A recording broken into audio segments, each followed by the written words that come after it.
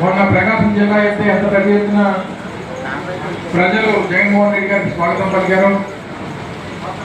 గత వారం పల్నాడు వెళ్ళినప్పుడు 2,000 మంది ఆయనకి స్వాగతం పలికారు.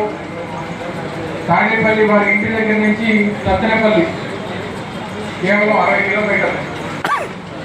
అంటే మా అయితే ఇక్కడి నుంచి బయలుదేరి విశాఖపట్నం లేదా భీమిలి దూరం. మామూలుగా వెళ్తే మామూలు ట్రాఫిక్లో వెళ్ళినా గంట సేపు పడుతుంది.